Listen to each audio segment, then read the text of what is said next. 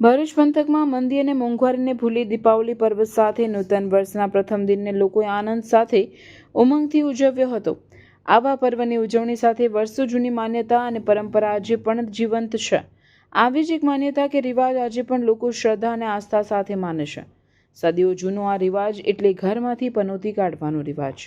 આ રિવાજ કે માન્યતામાં એમ માનવામાં આવે છે કે કાળી ચૌદસ કે અમાસ દીપાવલીના રોજ માટલું અને સાવરણી ઘરમાં ફેરવી 4 રસ્તા કે મુખ્ય રસ્તા પર મૂકવાથી પનોતી કે અવદશા દૂર થાય છે। ખાસ કરીને જેનું વર્ષ ખરાબ ગયું હોય, ઘરમાં બીમારીના ખાટલા હોય, ધંધામાં બરકત ન આવતી હોય કે ઘરમાં અશાંતિ રહેતી હોય તેવા લોકો પોતાના ઘરમાં કાળી ચૌદસ કે અમાસના દિવસે ઘરમાં માટલું અને સાવરણી ફેરવી 4 રસ્તા કે મુખ્ય રસ્તા પર માટલું અને સાવરણી મૂકી આવે છે। તેથી એમ સમજવામાં આવે છે કે ઘરમાં ઘૂસેલી અવદશા કે પનોતી ઉતરી ગઈ।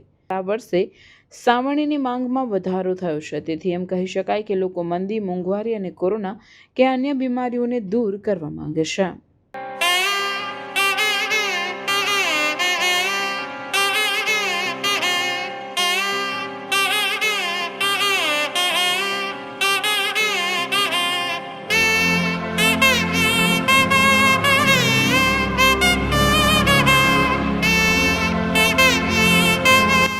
नमस्कार, मैं Shalid John, principal of Shabari Vidyapeetham school, on behalf of Ayyappa Seva Samiti, आप सबको happy Diwali and wishing you all a very prosperous new year.